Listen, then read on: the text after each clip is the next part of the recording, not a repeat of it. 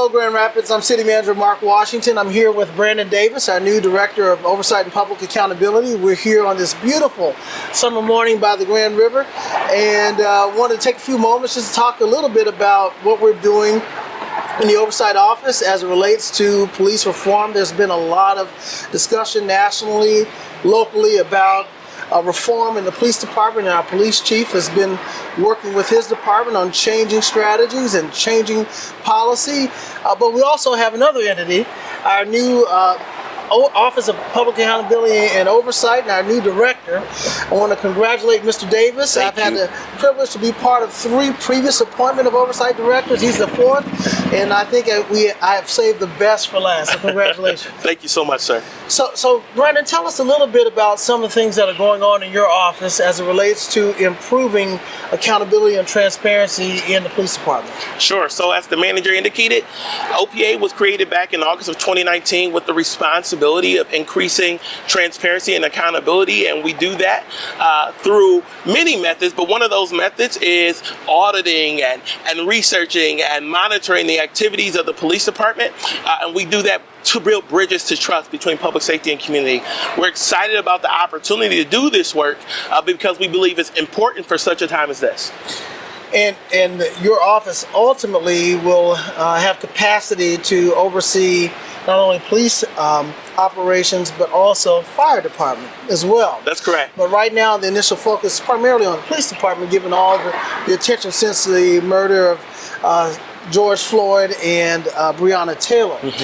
Talk to us a little bit about some of the things that you are putting in place around transparency and communications about some of the practices and policies that will be available on your website as well as what's available in the police department. Sure. So one of the primary responsibilities of OPA is to review the policies and practices of our police and our fire department with an eye for innovation and an eye for equity. So we're looking to say, recognizing that we've been doing some stuff for a long time, and it may have even been considered best practices in policing at some point.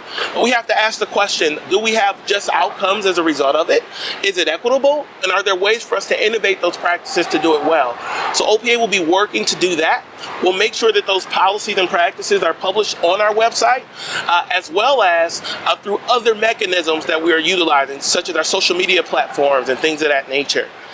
So some cities have been having experience with oversight offices, particularly since the riots in the 60s. That was one of the things that came out of those experiences, and they've had varying degrees. We currently have a citizen review board currently, but explain how that's different from your office and how the review board only deals with one aspect of policing, and your office has much more broader scope. Right.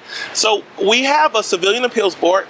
That board is essentially an appellate function in our system, and it's an important function, and we're excited about partnering with that function to expand what's happening here in Grand Rapids. But the civilian appeals board can review closed cases, meaning the internal affairs office does an investigation, the chief makes a finding, and if the citizen disagrees with it, the civilian appeals board can review that closed case and make changes to those findings on certain types of cases. So it's limited in scope to about 6 or 7 things that are listed both on my website and on the police department website. But our office goes beyond that. Our office has additional functions. So we use statistical analysis to look at what's happening in our police and fire department and look at the outcomes and look at the practices and look at the policies and make recommendations. The Civilian Appeals Board doesn't use that statistical analysis. That's not in their charge. The Civilian Appeals Board doesn't do that in-depth day-to-day looking at what's going on. So we'll also be looking at use of force incidents. We'll be responding on the scene to officer-involved shootings if they were to happen in any type of situation. We'll be doing all of that type of work, which expands the work of the Civilian Appeals Board and makes us operate in a way that's even more transparent and more accountable in Grand Rapids. Right. And so would it be fair to say the Civilian Appeals Board, the work of it is on the back end? That's right. Post-incident, where your office will have engagement on the back end, but also front end and during processes in observation, in analysis, as well as in trying to give some advice before decisions are made. That's perfectly stated. Our goal is not to catch anyone off guard. Our goal is not to make anyone look bad. Our goal is to improve what's happening here in Grand Rapids. So we will be giving that advice and recommendations throughout processes. I'm grateful to be able to work closely with both Chief Payne and Chief Lehman to have those type of conversations and to have that open door policy where we can go to each other and say, hey, Chief, I think we should operate in this way differently, and here's why. And we'll be transparent about those recommendations with the public as well, but it's great to have that type of partnership. Yeah, and just to be clear, we're not talking about interfering in operations or running operations.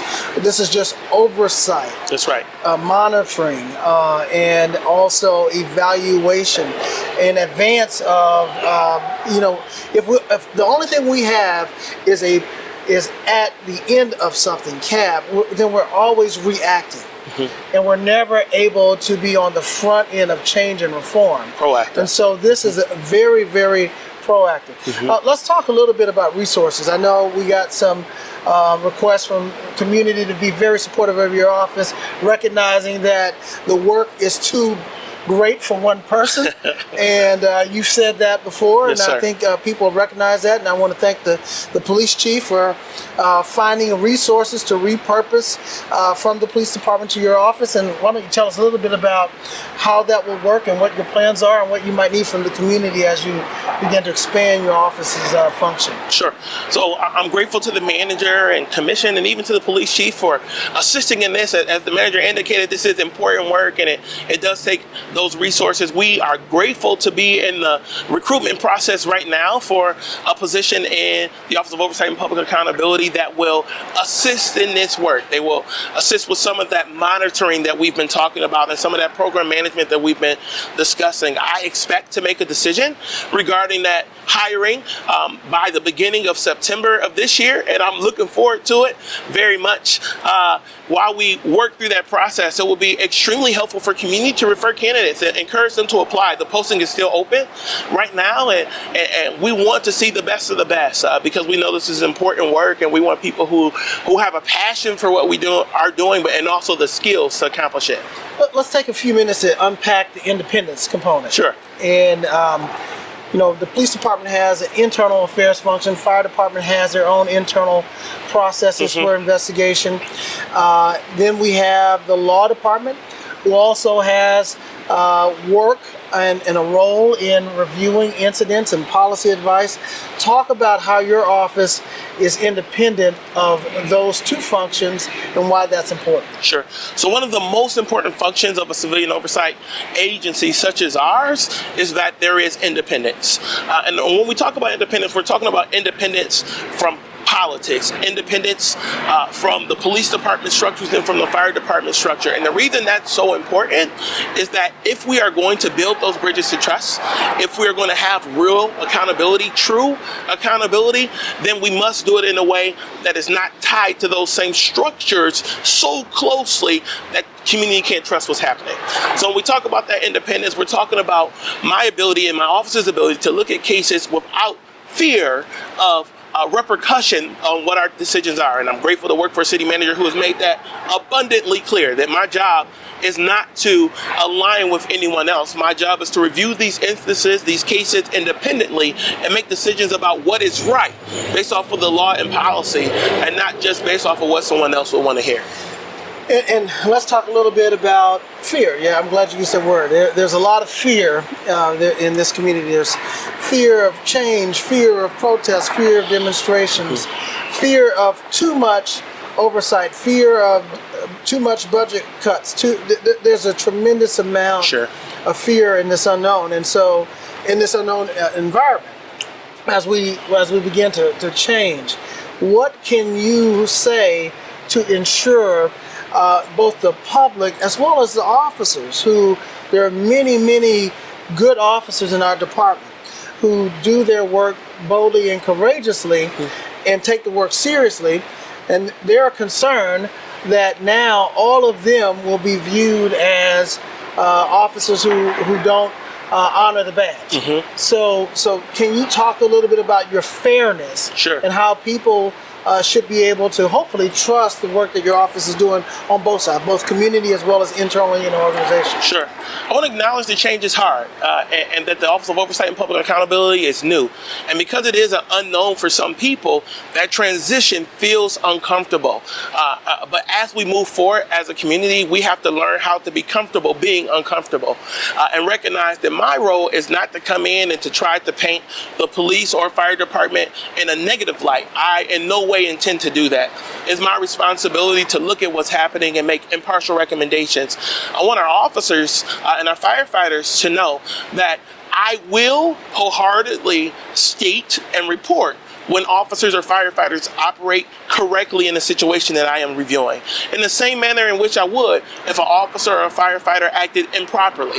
It's important to note that whereas I am not here in any way to try to, make all police look great or to put on a show, that's not what I'm committing to you. But I am committing to you 100% that what I do will be fair, it will be impartial, and it will be truth. And when I say true, I'm talking about it will be transparent, it'll be responsible, it'll be intended to unite us, and it'll be equitable. Well said. I don't think there's anything left to say after that, except make sure that you are, if you're able, on August the 11th, Mr. Davis will be unveiling the first draft of his strategic plan, yes, sir, along with the police chief as well, the department's strategic plan. And these are exciting times for our city and our community to come together and improve our efforts of keeping this community as a safe place for everyone. And so I know that I'm committed to that work. I think that's what everyone here wants. That's what our residents want, businesses want. That's what our children want for our future. And we know that this has to be done in a way that every Grand Rapidian feels safe in our community at all times. Safe with law enforcement, and even those who feel like they need to be safe from law enforcement. I don't want people to feel that way in the future. And I believe the vision of our community we're well on to creating a new vision where that will be the reality, where everyone will feel safe at all times. I know we got a lot of work to do in the interim, and it's not going to be easy, but it will get done. Thanks for being with us.